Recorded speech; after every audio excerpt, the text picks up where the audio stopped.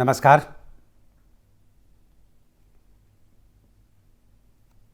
अगर समस्याओं की कोई लिस्ट बनाएं और उस लिस्ट में, उस सूची में अगर समस्याओं को प्राथमिकता के क्रम पर रखना चाहें, तो क्या आपको भी नहीं लगता कि सबसे ऊपर समस्या झूठ की आएगी? जीवन का कोई पहलू, चाहे वो राजनीतिक हो, सामाजिक हो, आर्थिक हो या वैधानिक हो, जीवन का कोई पहलू नहीं बचा जो इस समय झूठ की गिरफ्त में ना आता जा रहा हो। अब ये मसला चूंकि दार्शनिक किस्म का है, तो आसान नहीं होता इस पर कोई विचार या इस पर कोई बहस, वो ज़रा मुश्किल हो जाती है। फिर भी अगर ये वाकई एक समस्या है तो इससे बचाव में संकोच होना नहीं चाहिए। इसके कई पहलू हो सकते हैं, ऐसे कोई पहलू हो सकते हैं जिनको अलग अलग देखकर हम इतनी बड़ी समस्या जो झूठ की समस्या है, उससे निपटने की कोई योजना, उससे निपटने के कोई तरीके वो सोच सकते हैं। अगर थोड़ा सा हल्के फुल्के अंदाज में अगर इसको शुरू करना चाहें, इस पर बातचीत, तो एक दार्शनिक हुए हैं मार्क ट्वेन। उनका एक कोटेबल कोट है कि सच बोलने का एक फायदा है, ये याद नहीं रखना पड़ता कि कब किससे क्या कहा था हमने। यानी वो शायद झूठ बोलने का नुकसान बता रहे हैं कि हमेशा ये याद रखना पड़ता है झूठ बोलने वाले को कि कब किससे क्या कहा था हमने। हालांकि ये कोई बहुत बड़ी समस्या ऐसी है नहीं, लेकिन जो झूठ का रूप हम राजनीति में, हम आर्थिक क्षेत्र में, हम सामाजिक क्षेत्र में, ख़ासतौर पर सांस्कृतिक और जो भी धार्मिक क्षेत्र हैं और वैधानिक क्षेत्र में, जिस तरह का रूप और जिस तरह की समस्या हम इसे देख रहे हैं, थोड़ा सा गहराई से देखने की ज़रूरत इसको होनी चाहिए। एक समस्या दार्शनिकों को शायद झूठ के मामले में ये आती है कि झूठ अपना भेष, अपना रूप वो बदल बदल कर आता है, और इसीलिए बिल्कुल कोरोना के किसी वायरस की तरह जो रूप बदल रहा है, वो उसी तरह की समस्या यहाँ पर भी है कि पता नहीं क्या रूप धरकर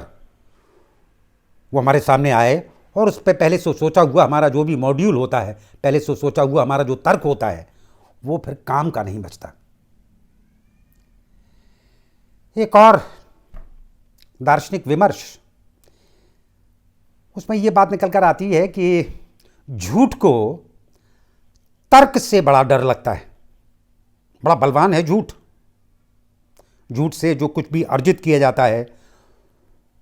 झूठ के बचाव के लिए, झूठ के संरक्षण के लिए, वह जो अर्जन है, वह जो धन है, वह जो बल है, वो मानकर चलते हैं कि वो बचा लेगा। लेकिन तर्क से उससे बड़ा डर लगता है कि तर्क उसको साफ साफ तत्काल उसके निराकरण के लिए, उसके समाधान के लिए, उसको उजागर करने के लिए बहुत बड़ा हथियार है। अब मुश्किल हमारे दौर की ये है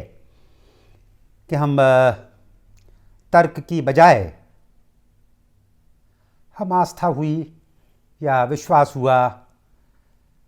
मतलब इस तरह के जो हमारे पास औजार हैं, हमारे पास इस तरह के जो प्रबंध हैं, उनकी वजह से ज़रा मुश्किल आती है कि तर्क को उस तरह से स्थापित करना। तर्कशास्त्रियों की स्थिति कोई अच्छी है नहीं। मतलब झूठ के सामने हमारा जो तर्कशास्त्री है वो इतना कमज़ोर सा नज़र आता है। जाहिर है कि यहाँ पर ये बात भी ज़रूर कर लेनी चाहिए कि जो झूठ और सच का फ़र्क है, वो सही और गलत के फ़र्क को अगर साथ में रखकर देखेंगे तो शायद काम की बातचीत होगी। बड़ी मुश्किल आती है एक कि अगर हमने कोई लक्ष्य अच्छा बनाया, आदर्श बनाया, अपेक्षित किस्म का बनाया, जनहित का बनाया, उसके बाद अगर कोई ये तर्क देने लगे कि हम उस आदर्श लक्ष्य के लिए कोई भी तरीका अपनाएं, वो तरीका सही ही होगा। मतलब एक दार्शनिक हुए हैं, उनका भी एक कोटेबल कोट है, एंड एंड यानी लक्ष्य, आखिर, एंड जस्टिफाइज द मीन्स। अब अगर ये तर्क झूठ बोलने के लिए दिया जा रहा हो, बड़ा स्थापित सा तर्क है कि अगर आपका लक्ष्य अच्छा है तो आप गलत तरीके अपना सकते हैं। अब यह स्थिति अगर बनती हो तो कितना मुश्किल है झूठ को उजागर करना, झूठ के नुकसान को बताना। जाहिर है कि अगर विमर्श, कोई भी विमर्श, चाहे टेलीविजन चैनल्स का हो, चाहे पॉलिटिकल डिबेट हो, चाहे सामाजिक स्तर पर जो होने वाली बहसें हों, उनमें अगर तर्क, शास्त्रीय तर्क कमजोर साबित कर दिया जाए, अगर उसको फिजूल का साबित कर दिया जाए, अगर उसको अनपेक्षित साबित कर दिया जाए, तो बहुत मुश्किल हो जाएगी झूठ से निपटना। झूठ से निपटने के लिए सिर्फ एक ही तरीका हमारे पास है, वह है तर्क। और उस तर्क में यह शामिल किया जा सकता है कि सही और गलत को भी हम तत्काल देख लें। किसी सही के पक्ष में, किसी सही बात के पक्ष में अगर गलत बात का इस्तेमाल किया जा रहा हो तो उसे क्षम्य मानकर चलेंगे अगर, तो आगे जाकर झंझट में पड़ेंगे। हम अपनी राजनीति में जो भी देखते हैं, और इस वक्त खास तौर पर जो देख रहे हैं, कि जो भी एक आदर्श स्थिति है, अगर वो हमारे सामने पेश कर दी जाए कि हम इस आदर्श स्थिति के लिए कुछ भी करेंगे, तो वो जो कुछ भी करना है, उस कुछ भी करने के बाद एक अंदेशा, एक जोखिम वो हमेशा बना रहेगा कि कहीं वो लक्ष्य ना गायब हो जाए और जो हमारे साधन हैं, जो वो तरीके हैं, हम उनको ही लक्ष्य मान लें। बहुत छोटा सा, वैसे तो बहुत मुश्किल सा काम है, बहुत मुश्किल काम है इस तरह की व्यवस्थाओं में। हमारी जो 4 व्यवस्थाएं हैं, राजनीतिक, आर्थिक, सामाजिक और वैधानिक, उसमें से ये स्थापित करना कि कौन सा मॉड्यूल या कौन सा रूप वो हमारे लिए फ़ायदेमंद है। एक तो इसी पर बहस होने लगती है, इसी पर सच और झूठ और सही और गलत, इसका हिसाब बैठाने में बहुत दिक्कत आती है। लेकिन अगर कोई जिद पकड़ ले कि हम आदर्श लक्ष्य के लिए साधन भी आदर्श अपनाएंगे, तो शायद कोई गुंजाइश बचेगी नहीं। हमारे जो भी राष्ट्रपिता जिनको हम कह रहे हैं, मतलब हम मान रहे हैं, महात्मा गांधी, उनकी शायद उनका जो जोर था, उनका जो पूरा बल था, वो शायद एक ही बात पर था कि नहीं, साधन की शुचिता वह भी उतनी ही महत्वपूर्ण है जो कि हमारे लक्ष्य की शुचिता है। तो इस पूरे प्रकरण में अगर हम झूठ पर कोई बहस, झूठ पर कोई तर्क, झूठ के रूप रंग, अगर इन पर कोई और बातचीत करना चाहें आगे, और उस पर तमाम लोग शामिल हों, वो विद्वानों के स्तर की बात बची नहीं। विद्वानों को कमज़ोर करने के लिए जो एक बल लगा हुआ है, उनको भी एक झूठ का रूप, उनका एक झूठ का रूप, उनको गलत का रूप साबित करने के लिए जो पूरी कवायद है, उस कवायद में बहुत मुश्किल काम है कि बगैर तर्क के, बगैर नैतिकता के, सही और गलत का जो फ़र्क है वो नैतिकता का क्षेत्र है, और जो सच और झूठ का है, सही और गलत का है, वो फिर तर्क से उसको स्थापित करना, ये एक स्थिति बहुत ही ज़रूरी वो समीकरण है। तो अगर हम अब कुछ दार्शनिकों को लें कि क्या कोई काम हुआ है और उस काम में जो दार्शनिक है उन्होंने क्या काम किया, मतलब वो किस तरह का काम किया, तो यहाँ पर बहुत ज़्यादा बातचीत तो नहीं हो पाएगी, बहुत ही जटिल विषय हैं ये, और इनके लिए दार्शनिक भी उस तरह के उच्च कोटि के चाहिए जो कि दर्शन शास्त्र के विद्वान हों।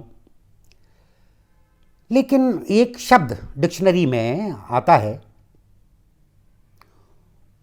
उस शब्द का उच्चारण है सॉफिस्ट्री। सॉफिस्ट्री, ये सॉफिस्ट्री का अगर हम हिंदी अनुवाद करते हैं, वैसे बहुत कम इसकी कवायद हुई है समझने की,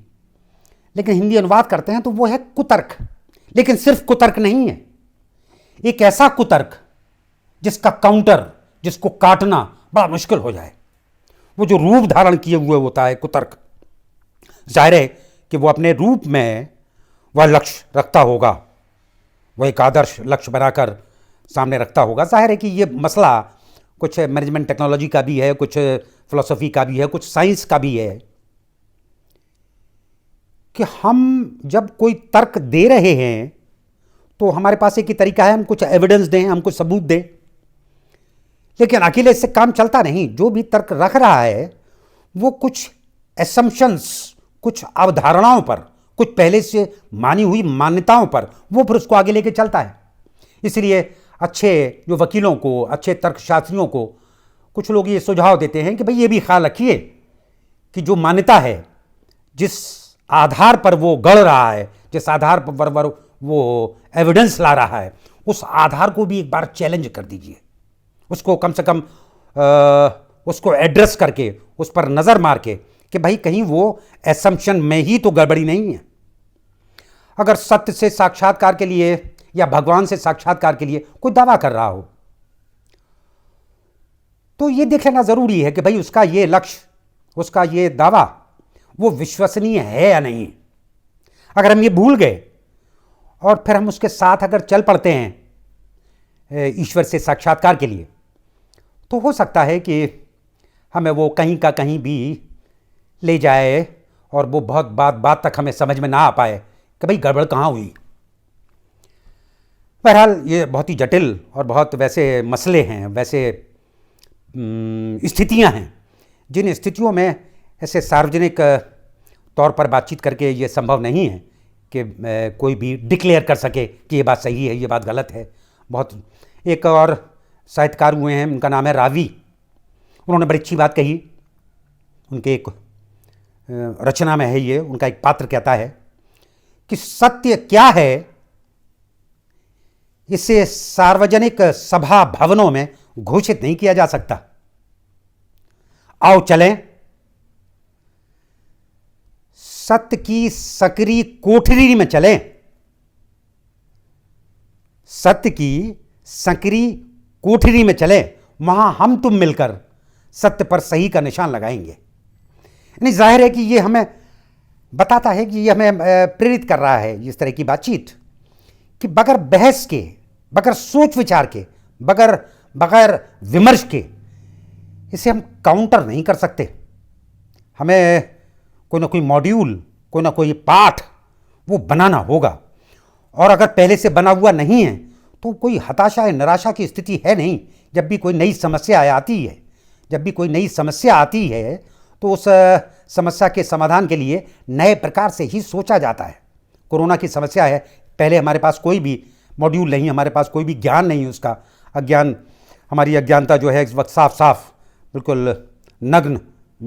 स्थिति में आ गई है कि हम कितने अज्ञानी हैं इस क्षेत्र में, इस मामले में, कोरोना वायरस के मामले में। तो जाहिर है कि हम कोशिश कर रहे हैं कि हम एक नया ज्ञान, हम जो भी वैक्सीन बनाने वाले लोग हैं वो उस कोरोना वायरस की हैबिटेट, उसका रहन सहन, उसको जानने की कोशिश कर रहे हैं कि बगैर उसका रहन सहन जाने, बगैर उसका रूप जाने, बगैर उसका रंग जाने हम नहीं उसका काउंटर कर सकते। तो झूठ उस तरह के कोई जो बहुत जटिल किस्म का कोरोना वायरस है, उस वायरस से कोई छोटी मोटी समस्या नहीं है। ये लगभग वैसी जिस तरह की चारों हमारे क्षेत्रों को, आर्थिक, सामाजिक, राजनीतिक और वैधानिक चारों क्षेत्रों को अपनी गिरफ्त में ले रखा हो, और सदियों से, ये आज की बात नहीं, सदियों से झूठ का प्रतिकार, झूठ के प्रतिकार का प्रबंध हम नहीं कर सके, और कोई भी विश्वसनीय पाठ हमारे पास नहीं। एक जो शब्द आपको बीच में जिसका जिक्र किया गया, सोफिस्ट्री, संभवतः ये अरस्तु के दिमाग में आया हुआ शब्द है, कुतर्क का एक रूप, कि कुतर्क जो है वो किस तरह से, किन आधार पर अपने आप को सामने लाकर, और वो जो तर्क गढ़ता है उस तर्क को हम काट नहीं पाते। आज की जो स्थिति है, जिस झंझट में हमारा विद्वत समाज, हमारे विद्वान जिस झंझट में पड़े हुए हैं, क्योंकि वो मशक्क़त सड़कों पर आकर विरोध से, सड़कों पर आकर प्रति हिंसा से, मतलब हिंसकों के प्रति जो हिंसा हम करते हैं उससे वो निपटने वाली है नहीं। झूठ अपने इस्तेमाल से जो ताकत हासिल करता है, जो भी धन और बाहुबल मतलब हासिल करता है, उसके सामने किसी का भी कमज़ोर पड़ जाना वो कोई बहुत बड़ी बात है नहीं, वो बहुत ही स्वाभाविक सी बात है। लेकिन जो पीड़ित हैं, उन पीड़ितों के पास सिर्फ तरीका एक ही बचता है, वह बचता है सूझ विचार विमर्श। विद्वानों को अगर हम मदद कर सकें इस मामले में, उनको हम थोड़ा सा प्रोत्साहित कर सकें कि वे ऐसे विषयों पर कुछ बहुत ही जटिल जो विषय हैं उनको सरल बनाकर हमारे सामने पेश कर सकें, तो शायद ये बहुत बड़ा काम होगा। ये अपने समय को एक बहुत बड़ा योगदान होगा। धन्यवाद।